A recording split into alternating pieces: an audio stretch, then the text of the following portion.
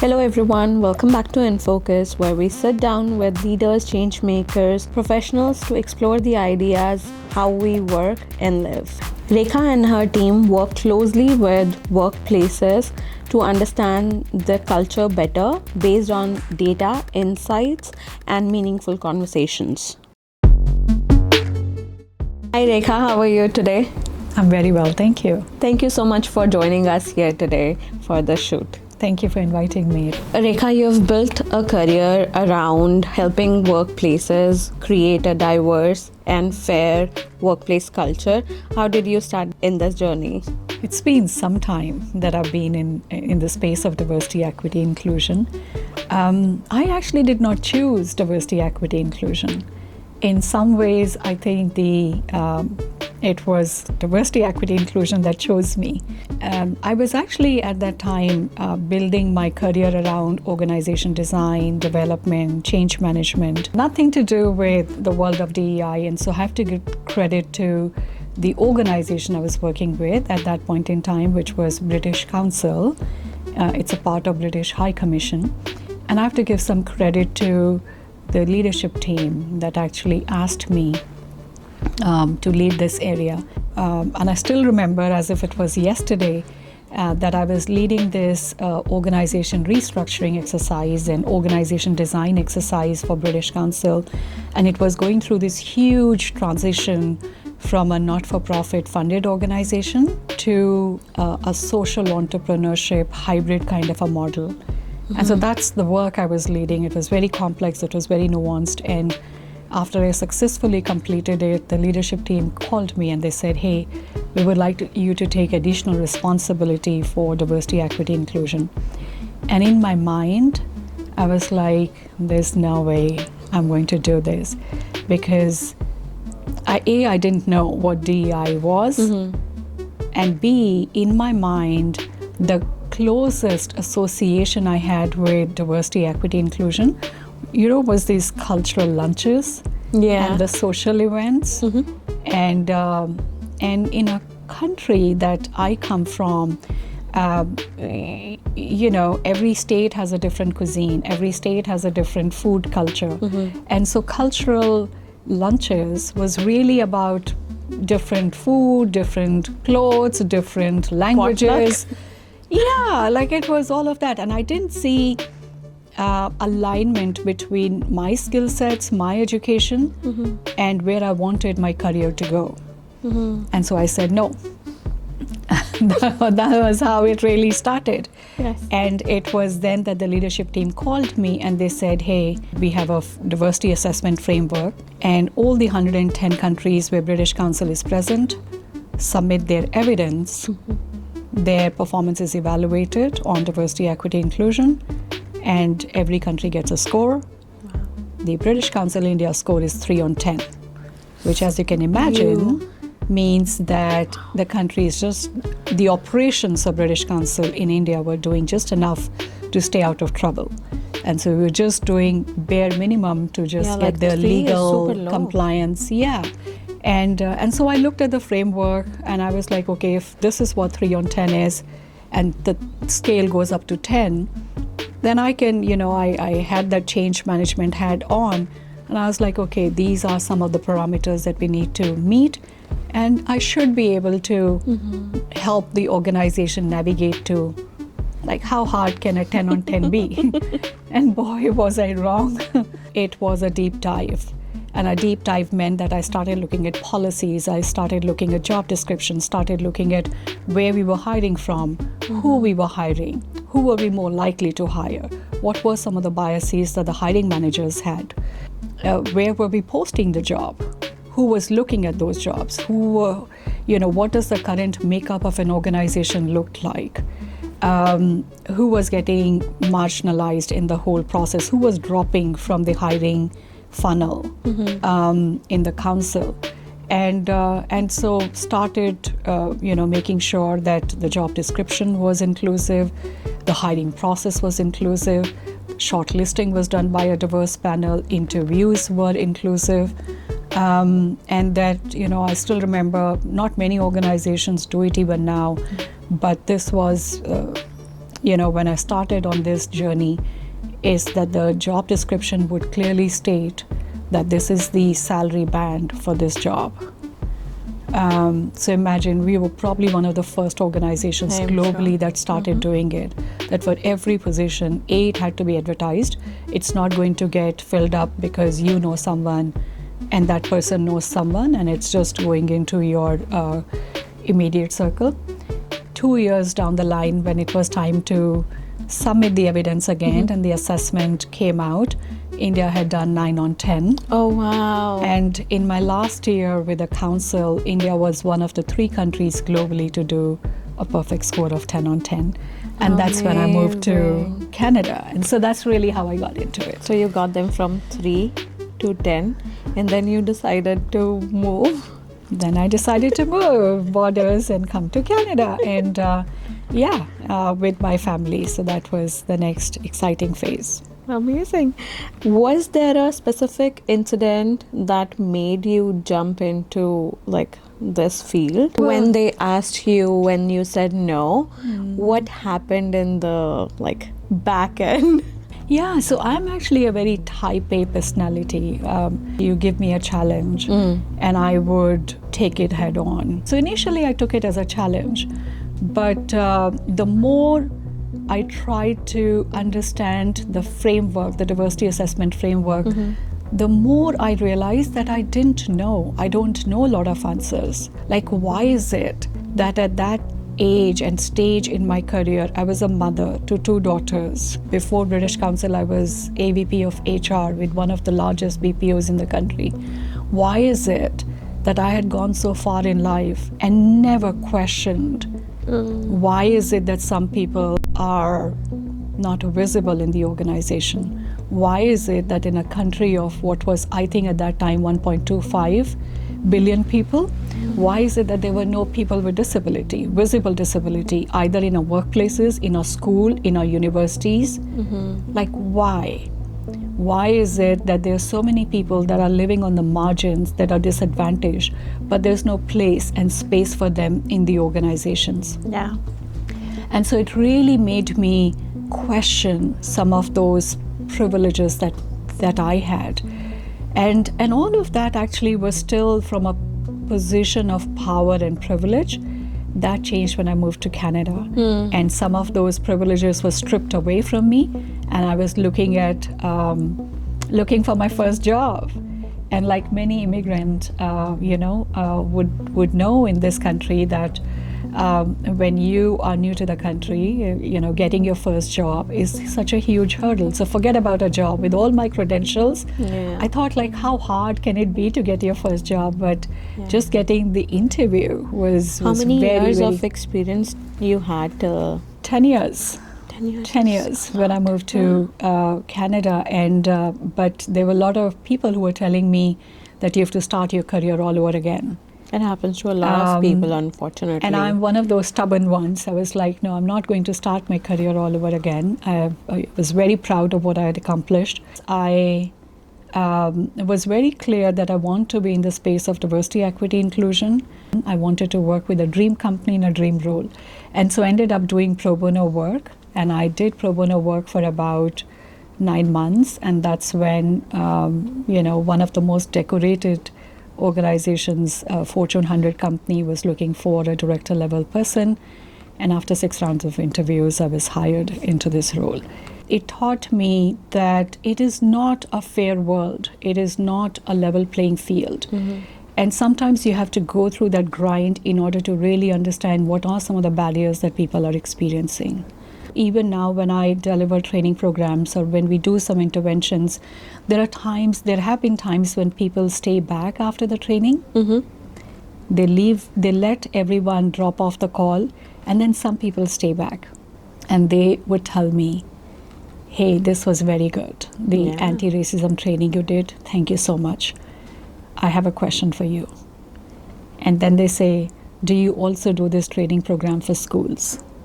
And I'm still wondering where are they going with this. And then they say, can you train the teachers, in the school that my kid goes to? Can you train their classmates about this training program? And so you know that the work we do is so important to people, but their families and their loved ones too. And so that's a huge motivation to keep doing this work. Absolutely. The minute you said schools, I got a sure. Because it is very important, and it should start at that level, It is. And otherwise, kids unknowingly can do a lot of harm. Yes. And can say a lot of things that could be hurtful without really knowing about it. And they do not even understand a lot of things and how it impacts the other kid. Yeah, that is true. And also kids learn very fast from their surrounding, right? So their kids are also picking up things either from their parents or from their neighborhood or from some of the other social media, right?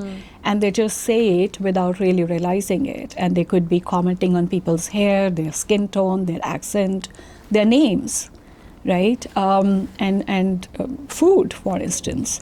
Yeah. All of those things. And it makes a difference to a kid feeling that whether they feel included in the class or not. Absolutely. What has kept you committed to it for so long? I think this work, when this work, diversity, equity, inclusion, fairness, is done right, it is extremely rewarding. It is extremely gratifying. It's more than getting a salary or a paycheck. It's very soul satisfying when you know that your work is actually reducing barriers for people who are more likely to experience barriers. And it's creating a level playing field for everyone, where everyone has a fair shot to succeed, to be the best version of themselves.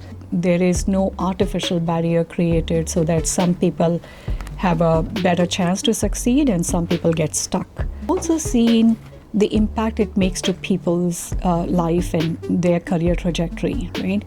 I've also seen teams perform very well.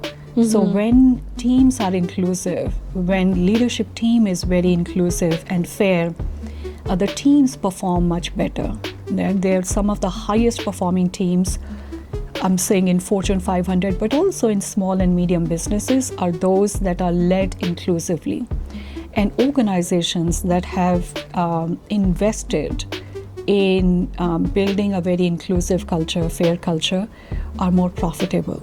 Their people are much more healthier and lead more happier lives. Yeah, because they are working to their full potential. They are not being pushed down, or they're heard. Yeah, they're heard. They're able to contribute. They feel valued. Absolutely. When we talk about building an inclusive workplace, what does that actually look like in practice? I would say that there are 6-7 stages to making sure that the culture is inclusive. The first one is to make sure that there is a lot of listening happening. Sometimes organizations, particularly in the North American culture, we have a bias for action. And so people jump to, okay, we need to roll out an initiative, we need to do something. But the first step is really to listen, and to listen with curiosity, to listen with authenticity, to listen with courage, and to listen very openly, right? And not just listen to the loudest voices in the organization, but to listen to especially those who are less likely to mention anything, to say anything, especially if they disagree with what's going on in the organization, or they disagree with how decisions are being made, if they disagree with the direction in which the organization is going, that listen to them. Sometimes leaders are so vocal that they just dominate the entire conversation, right? Then why call a meeting if you're so obsessed with just listening to yourself? And so the first stage is really listening. And when I say listening, it is to make sure that you have data and insights that tell you the story, that tell you what's going on in the organization, that tells you what's happening with your clients, that tells you what's happening in your ecosystem, not just within the organization, right? And so once you have done the diagnostics, then you make sure that your systems and your processes are fair, whether it is how you hire, how you promote, who do you give your stretched responsibilities to, projects to, And then how do you assess performance? How do you lead in meetings? How does the leadership team behave? Are they aware of the impact that they have on their teams around them?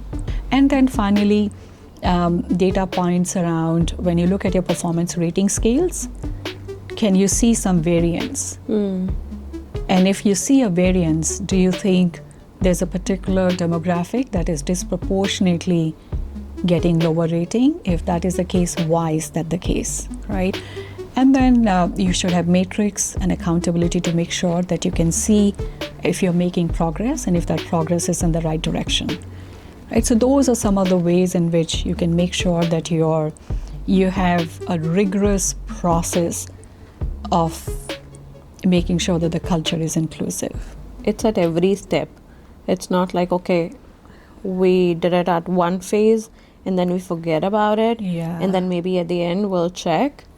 It will not work like that, right? I think that's a really good point, that sometimes companies start one mentoring program or they will start one talent accelerator program, or they will have a hiring initiative to make sure that they're hiring diverse candidates inside the organization, right? But it is not once and done, right? It is something which is, there's a rigor that has to flow through different stages of the organization, right from hiring to when an employee leaves the organization, but also in all aspects of the business. If you look at a pair of scissors, for instance, when it was first designed and developed, it was designed assuming that everyone is a right-hander. Try holding a pair of scissors with your left hand. You won't be able to hold it, right? And so a lot of time we make those assumptions when we think of who our clients are. And because we make those assumptions, we make mistakes. And we make similar mistakes when we think of who is the best candidate for this particular role. Yeah. And a lot of time that is based on the previous person in that role, Yeah. right? So precedence. It is also about tradition.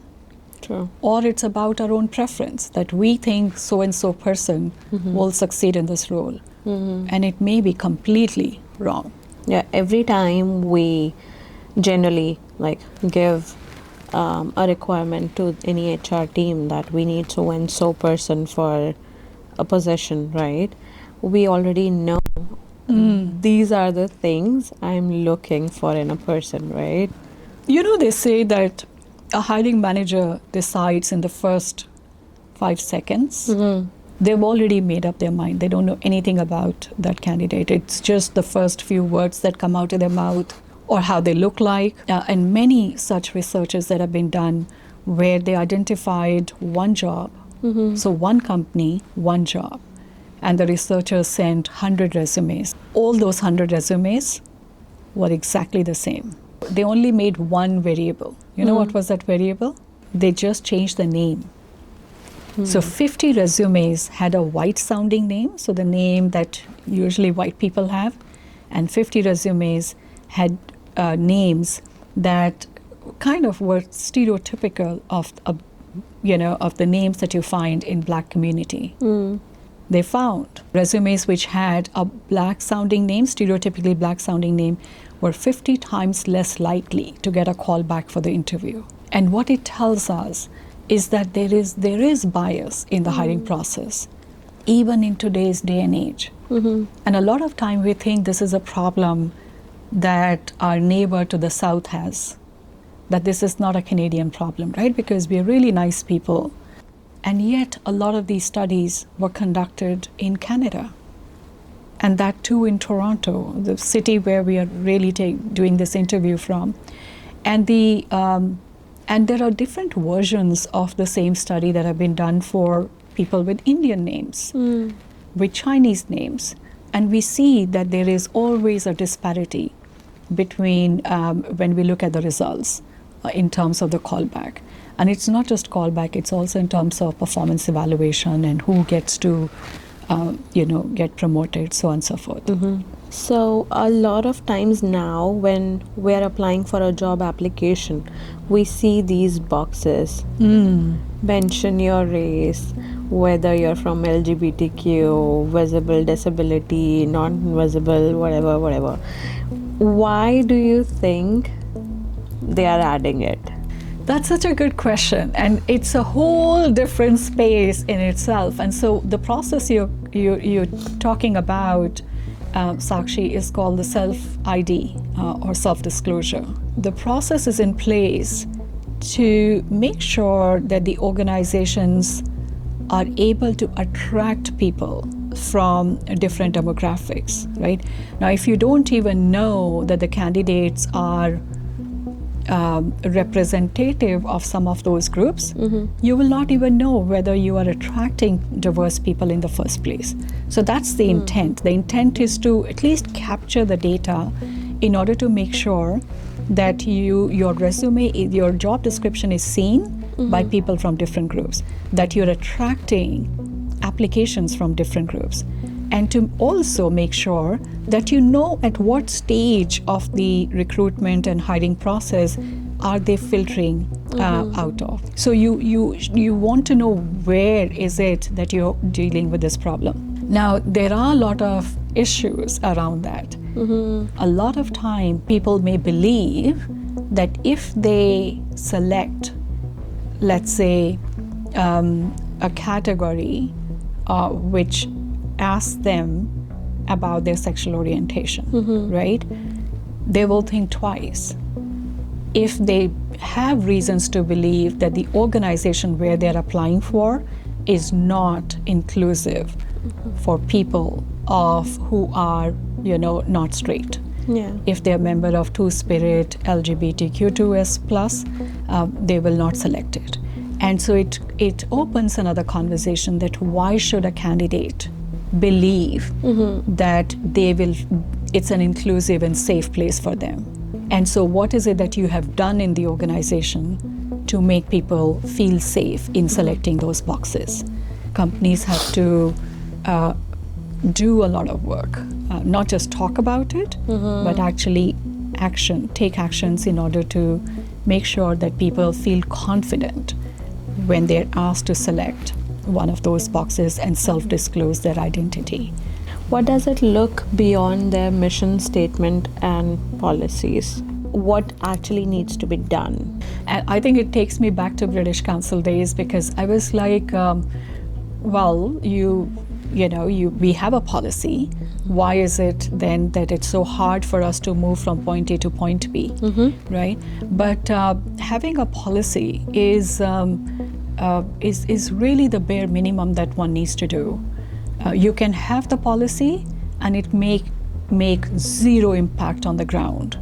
And you can have, vision statement, you can put it on the website. I would say that organizations, if they're not committed, don't have a policy. And certainly don't put it on your website or on your display board, because that is misleading. That's where employees actually get very upset that you're saying you're doing it, but you're not doing it. And so you raise the expectation, but the experience is contrary to that. And I think it goes back to making sure that you can have the best of policies, but it's really about investing in your people managers, investing in your leadership, that they should be aware of the impact they have on people around them, right? You can't solve a problem if you don't know what the problem is. And so it's really about making sure that you have your data in place.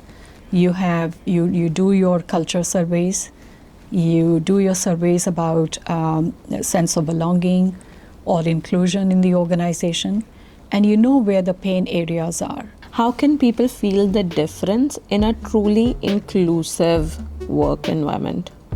When they are able to give their best, when they're able to disagree, when they're able to be authentic selves, they don't have to code switch. And what I mean by that is that people, sometimes people feel the need to change how they look, how they, do their hair, how they speak. Sometimes people change the food they eat because of, I know many people who change their name because they feel that, people have struggled pronouncing their names. The feeling of inclusion comes from knowing that you don't have to code switch, you don't have to artificially be somebody else in order to be accepted into the organization. You're not self-censoring yourself because you think that last time your suggestion was not even heard. Your inputs are sought, and not just sought, they are actually acknowledged. Not just acknowledged. If it is merit in it, they're also implemented, and you get recognized and rewarded for it.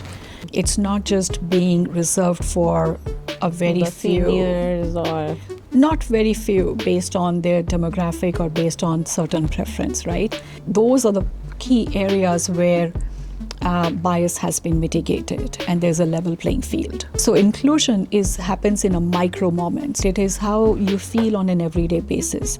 Do you feel that your managers have your back? Right? Do you think that your managers are invested in helping you be the best version of yourself? what are some signs that the organization is doing something right? I'm a big believer that data and insights really help. Sometimes we mistake actions for progress. That's not always the case. If we are doing things right, you will see it in your employee engagement scores. You will see it in the inclusion and belonging scores.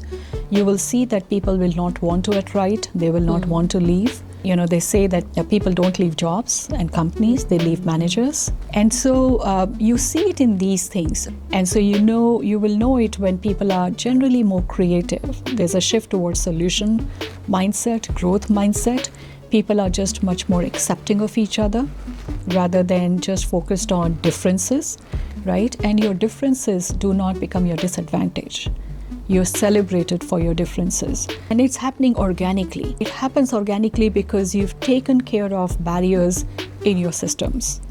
You've invested in building an inclusive culture, right? Your leaders are aware about their biases and they're committed to working on those biases. I think those are some of the ways in which you know that there is no gender or wage disparity, right? Even now, in a country like ours, for every dollar that a white man earns, women make about 88 cents. If you unpack that 88 cents, you will know that women of color make much less. Indigenous women make about 58 cents for every dollar in 2026 that a white man makes for the same kind of job. And so we have those gaps to bridge. How do you know that the culture is inclusive and fair? When we are able to bridge those gaps and we have data points to measure and prove that progress. That's so important. At the end of the day, everything you will know based on the data, right? But you have to work to get that data. And exactly. Otherwise, it's a wishful thinking. Just saying that, putting a policy and a statement on the website doesn't mean anything. We've done our part. Some organizations believe that they are doing the work, but if the employee is not feeling it, what should be done in that situation? Like, where does that gap happen? It's very, very important for organizations to accept and to be open and to honestly listen to their employees. We work with leaders of different organizations. And a lot of time, there is this hurt that leaders would have. And they will say, but my intentions were right. Yeah. I know that in my heart of heart, that I do the right things for my employees. And a lot of CEOs say that. A lot of executives would say that. And I always tell them that there's a difference between how we judge ourselves and how others judge us. We judge ourselves based on our intentions. My intentions were good, right? We rolled out this policy based on very good intentions. But employees and others, and it's true for our loved ones at home, with our friends, others judge us based on the impact of our action. When that happens, as a leader, what do? You actually listen to their employees, because they're telling you that the intent was right, but the impact of whatever you did, that was not. And that requires humility, that requires curiosity, that actually requires a lot of vulnerability and courage.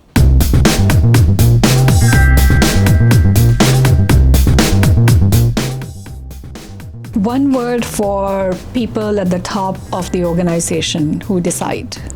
Leadership. How do you know that the organization is doing well? By looking at data. And what should the data show?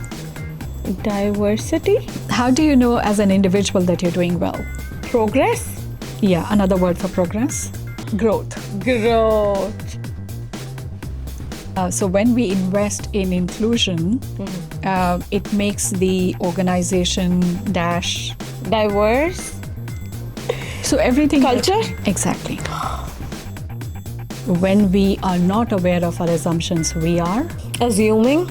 Yeah, and we are, what are we? We are biased. I would have never guessed. No, okay. So leaders should be held accountable. Exactly. Yeah. Everybody wants to be treated fairly, inclusive, with respect. Yes. Like if we are making a decision, it should be fair. Fair. Diversity - inclusion. Equity. Equity. When you are working at a workplace, you want to feel a sense of belonging. From your perspective, what are the blind spots organizations have? I think there are 3 or 4 that I can think of. One is that there is a bias for action. And a lot of time, particularly in North American culture, there is this urgency to just do things. And as I said previously, if you cannot define what the problem is, if you don't know what the problem is, how can you solve it? But what is required is embedding the principles of diversity, equity, inclusion in their values, in their systems, in their culture. So that's the second piece. And I also think that there is this whole thing of leadership proxy bias, which means that the way leaders look at what's happening in the organization or the sense of organization culture is based on the strategic initiatives, the strategic meeting, and their sense of what the culture is based on some of those insights. But how the employee sees the culture of the organization is very different, right? For the employee, it's in day-to-day working. How was their experience that particular day, in that particular meeting? Based on their sense of workload, based on their interactions with the managers and the team, based on their sense of well-being. And it's really about bridging that difference, which can really help us get a sense of it.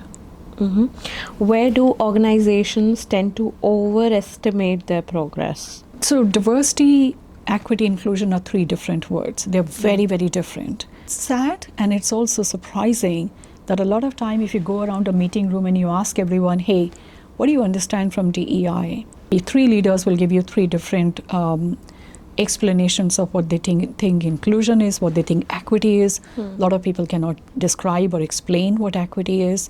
And the same thing for diversity. But diversity and inclusion are completely, on all 3 terms, are very, very different. Diversity is, if you look at the makeup of your organization, does it reflect the labor market availability? Does it reflect the larger demographic of this community or the city that you are a part of? That's diversity. Diversity is a fact. Inclusion is a choice. Inclusion is what leaders do, managers do, in order to make it inclusive for others. I read somewhere, I don't completely agree with it, but I read somewhere that diversity is being invited to the party. Inclusion is being asked to dance. And so I partly agree with it, but it does some justice to understanding the difference between diversity and inclusion. And equity is where you really are aware about the biases. You're creating you're making sure that the bias is mitigated in your systems and processes, and that so that there is an equitable outcome, whether it is in your hiring, in your performance management system, in your in how people get promoted, who gets challenging tasks. Are there any patterns that you see that show up across organizations? One of the experiences we've had, especially working with leadership teams in many organizations, is that leaders will say, we don't have a problem. And so there's a denial about the problem. And some of it comes from, as I mentioned, there's this angel syndrome that we have in Canada, that we are the good people. And so that makes it harder for us to see a problem in the first place. So that itself is a pattern that, the leadership team is either in denial or they're ignorant about the problem. I've had CEOs tell me that, when I look at our cafeteria, when I go to the cafeteria and I look at people around, I can tell you we don't have a diversity problem, right? 20 years back, that is not how the office looked. We're very diverse. And yet, if you look at the entire representation of people, you can see that at the hiring, in terms of hiring numbers, very diverse, both for women, for people of color, for people with disability, at least the 4 designated groups in Canada, right? Indigenous people.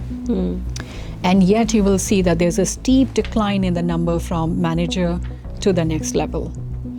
And so when you ask them, why do you think that is the case, they'll have some explanation. And then they'll say, but if you look at my leadership team, I have 2 women, I have some women of color, I have people who are African, Caribbean, Canadian. And so they have that. But if you ask those women, they'll be like, we don't feel comfortable in the meetings. We don't feel our voices heard. But if you ask the leader, they'll say, well, if they're not comfortable, they should tell us. Getting underneath the survey, that's where the pattern really emerges. And then we go back to the client after we conduct some very nuanced focus group discussions, where we are able to look at things from an intersectional lens. And then we go back to the leadership team and we say, well, these are some of the experiences that this demographic has or that demographic has or people in this level have. And we go back to the leader and then they're like, we do have a problem and we need to do something about us. And so then we go back to them with the recommendations of what are some other top 2-3 things that they can do in order to address it. But that's the process of finding the patterns.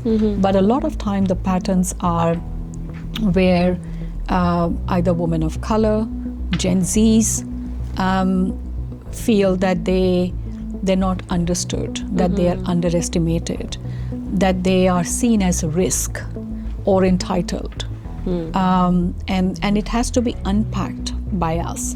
The data itself does not make it very clear unless you take a deeper dive. A lot of time when you talk to groups that are experiencing exclusion, they're not very comfortable sharing that.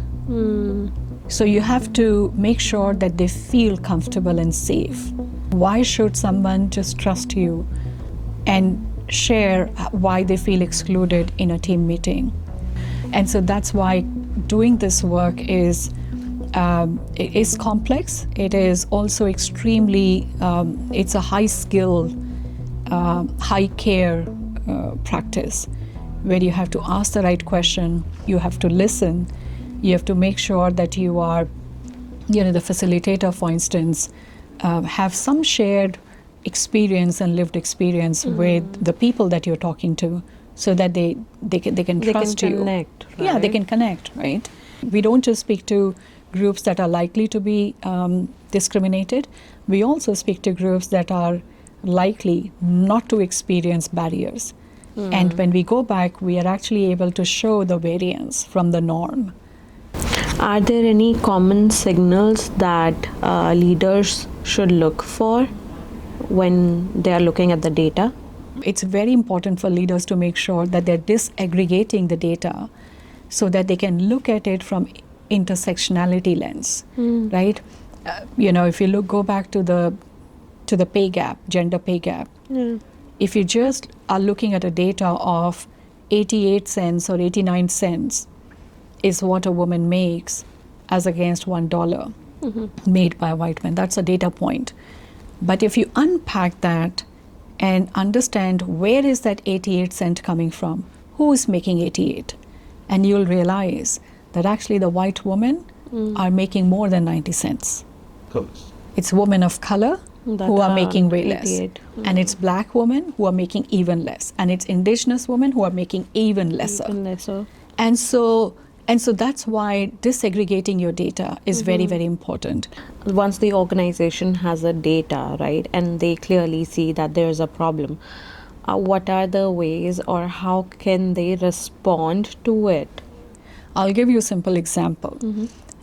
We conducted insights for a publishing client, and they're a large global leading publishing client. And the survey showed that there was some decline in the number for a particular group of employees. And so we wanted to understand what does that different experience looks like. And so we conducted these focus group discussions. We had control group. And so there was a group of employees who were, African, Caribbean, Canadian. They were white, Canadians, and they were, and so the facilitator had the shared identity with them. And once we bridged that comfort, they were comfortable. They said, my manager is actually very kind. They're very supportive. They have my back. But when we are in a client meeting with an author, the author we would be discussing characters in the book that the author is writing, and a lot of times the character would, a lot of time the way a black character is written in the book is not very respectful, and the manager doesn't say anything. I know it is not right. I know there's a stereotyping that is happening, but I don't feel that I have the agency to disagree with the author. And my manager keeps quiet. There were times when the author made an assumption about me in the meeting. They didn't think that I was part of the editorial team. And I felt that I was in the, I didn't belong in that meeting. And again, my manager didn't say anything. And so there are a lot of these insights that come to the surface, which a manager would absolutely have no clue about. Right? And so once you have these insights, then you take it back and then you develop programs and initiatives to make sure that the manager is aware about it, but the manager also has a toolkit to intervene and say something right there in that moment. Right? And so that's a separate immersive inclusive leadership program, at least that we deliver, and it's highly impactful. Amazing. I want to quickly jump into the pushback we have been visibly seeing nowadays in the field of diversity, equity, and inclusion. Do you see that happening, like with the data? Yeah, the pushback is real, but it's not the first time that we are experiencing pushback. And if you look back at least the 60, 70 years of, when the civil rights movement started, for instance, in 60s in US, there was a massive pushback, right? When communities started, especially black communities, started asking for equal rights, there was a massive pushback. And then pushback happened again when LGBT, communities started asking for equality, equal rights under employment, under law. There was a pushback when Me Too movement started. There was a huge pushback to it, right? And then Black Lives movement, there was a massive pushback. Feminist movement, there was a pushback. So every time, if we look at how the trajectory has been, every time there's been a progress, there has been a pushback. And it has been hard fought, right? And so for me, the pushback is an indication that there's a real progress that has been made. Now, what does that look like on the Canadian side? I would say there are three things that we are seeing as a consulting firm. One is that companies have become very careful about the language. Right? In a lot of places, they're not even using the word diversity, equity, inclusion. They're using variations of that. In some organizations, they've placed diversity, equity, inclusion under organization design, organization development, OD, change management. So it's kind of, there's bit of that whitewashing of the term. I think the other thing we are seeing is that companies are certainly not talking loudly about their work. And so initially, every company was talking about, hey, this is the commitment we have made. There would be a new position that they would broadly advertise for. And now it is happening more quietly. One of our clients actually tripled their DEI budget this year, but they don't talk about it. Right? Yeah. And so there are varying changes. Some companies that actually dismantled or abandoned diversity, equity, inclusion didn't care about it in the first place, right? They just started it because of external pressure. And some know that it matters to their employees, so they don't want to abandon, but they also don't want to scream about it from the top of their lungs because they know it will attract unnecessary attention. And so they're doing it quietly. And so that's what we are seeing. Do you see any risk for organization which are like stepping back or in few cases leaning in? I would say that leaning in, but I think companies that are doing it in the right way, right, that they are really focused on creating a level playing field for everyone. If people who are at the helm of managing and running your diversity, equity, inclusion portfolio are capable, they understand this work, then the company should actually feel extremely confident. They don't have to worry about it. But companies that were doing performative work, they were talking about, this is our commitment, but haven't done anything in the real sense, they're the ones who should be a little worried. Again, companies that are abandoning it for whatever reason should be worried because we know that it matters to the employees. Our law hasn't changed in Canada. Right, the law requires you to. It's enshrined in a constitution that we do not discriminate based on gender and sexual orientation, so on and so forth. And so, those are the organizations that have something to worry about. Do you see any shift happening in employee expectations? The makeup of any workforce is where you actually have all the generations working together, right? So there are baby boomers, there are Gen X, Gen Y, and Gen Zs. And Gen Zs they take diversity, equity, inclusion seriously. For them, it is almost non-negotiable. They expect organizations to have fair workplaces, respectful workplaces. They do not tolerate when somebody is being discriminated, they will say it. And so to that point, the employee expectation is that the organizations will do the right thing, right? They'll do the right thing for them. They'll do the right thing for the larger community, that they'll not cause more harm, right? So that's the expectation. What skills or mind shift will matter more in future of like workplace culture that is evolving? I would say that, AI is disrupting our work in such a big way, right? The skill sets that are very important going forward are where we know about the relationships, where employees know how to forge relationship. They know about how to ask the right questions, where they are not afraid of AI, but they use AI to enable whatever it is that they're working on. But it's also about problem solving, to be able to solve the problems, to be able to ask the right question, and to be able to forge a relationship. Those are things that AI will not be able to, disrupt. Whatever you're doing, but and enabling and using AI effectively. For leaders who want to build an inclusive workforce, where should they start? What should be the first step? The first step is to really listen to their employees. It is to make sure that they are paying attention to how their employees feel. They are being authentic. They're being curious. They're aware of their own assumptions, and really start from there rather than a big banner initiative and objective.